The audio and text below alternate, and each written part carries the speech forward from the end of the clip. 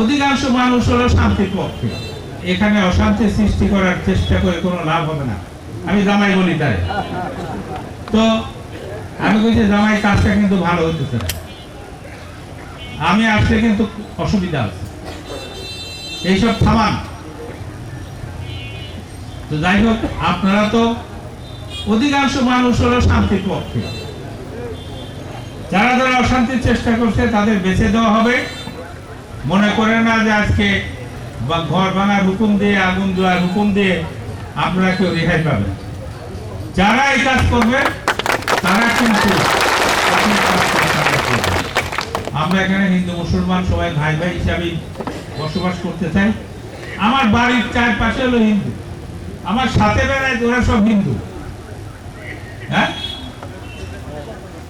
তো এখন আমি কার মাথায় বাড়ি দিব বলেন? আমরা এই কথাটা মনে রেখে একটা জিনিস আমরা বুঝতে চেষ্টা করি যে এখানে অশান্তি সৃষ্টি করার চেষ্টা করে কোনো লাভ হবে না। Cinematic display, photography master, performance expert, Next G N9.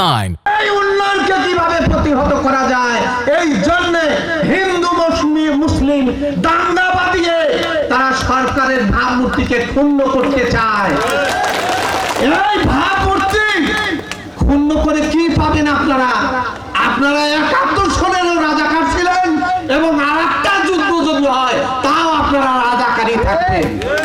তাই আমি আপনাদের বলতে চাই, কঠোর ভাষায় বলতে চাই, যা করেছেন আল্লাহর নবী কখনোই একজন মুসলমান কিংবা একজন বেদিনের সাথে এই আচরণ করে নাই।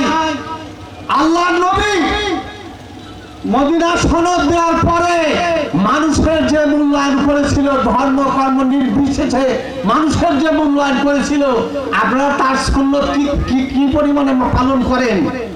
তার সুন্নত আপনারা পালন করেন। হাজারো হিন্দু সম্প্রদায়ের মানুষের রক্ত, মুসলিম সম্প্রদায়ের রক্ত মিলেমিশে একাকার করে আমাদের এই বাংলাদেশ স্বাধীন হয়েছে।